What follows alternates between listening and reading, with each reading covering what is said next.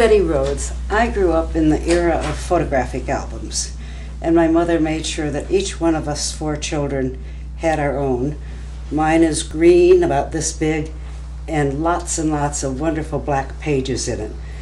She started out filling it up, and by the time I was in high school, I was the one that was handling the camera and making pictures of my friends, activities, and so on.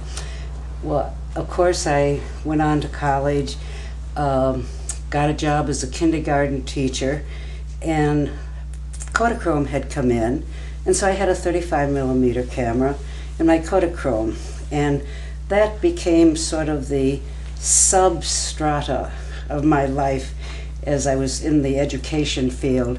And the thing that thrilled me so much was that my first class was a kindergarten class. And you know that they're the most intelligent, the most creative, and the most wonderful group of people with whom to work. And I loved it. And I think of all the kinds of things that I could to challenge them. What happened was that people would say to me, "Oh, Betty, you are so creative in your classroom." And I think, hey, come on, I'm just providing the framework. They're the ones that are creative. But it sort of stuck with me, and as I went on and worked further, I would find myself working on various and sundry projects, and as a sideline, keeping up with my photography, I started taking classes, and so primarily since it was color, they would be composition. And gradually it got to the point where my instructor would say, "You know, you have a pretty good eye." And I think, okay. When I retired finally, my first act was to go over to the community college and enroll in a black and white course. This was a 6 to 9 course at the Oakland Army base. However, the instructor would drift over around 4 o'clock, and so he said, "Why don't you come on over around 4 and you can set up the lab and then you can work and get a little bit of extra time in on your prints." And I did that, and we did this for year and a half. One of the first and greatest thrills in all of that was the first time he put one of my prints up on the bulletin board. And I thought, oh, maybe I am making some progress. I took other classes over at Laney Community College, and then when Bill and I moved up here, why, the first criteria for finding a house was that it could accommodate a darkroom. And of course I have it now.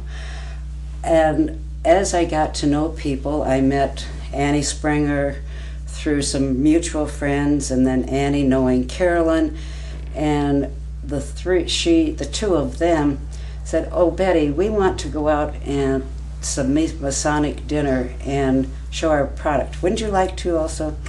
I thought, oh, okay. So we went out. Amazingly enough, somebody bought a picture. And a few months later, the woman bought a couple more. So I thought, no, that's really pretty nice. And then the two of them said, "It's really time for Art at the Source." And so I said, this time, "Oh, okay, we'll go ahead and do Art at the Source." So we did. And my friends came and my relatives came, and they all bought pictures. And then some other people came and they bought pictures. And what began to happen within me, as you're beginning to sense, and I've heard it from you also, was that the little personality quirks were beginning to shift and change, and I was beginning to think, oh, well, maybe I do have a little bit of creativity. Oh, now I'm getting to the point where in the darkroom I see potential for doing lots of things with that one particular photograph other than just pure printing it. These two photographs represent something that I am finding now, that there are times when, like that, I know it's a photograph and I have my camera to my eye almost before I've given it a thought. This staircase from Santorini Island is a good example of that. There isn't very many other alternative ways that I could be a printer of this photo print, do it, and have it come out looking as well as it does right now, I think. This one is a pre-thought one.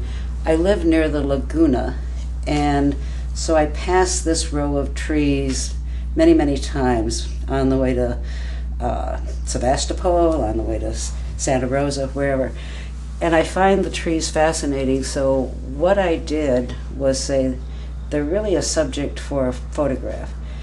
And I waited for the winter rains, and when the winter rains got full enough and the field was covered with water, why, I took it. And it's one of the most fun pictures that I have to print. So I'm feeling very differently now about life, my life, and my photography. And I'm absolutely loving it.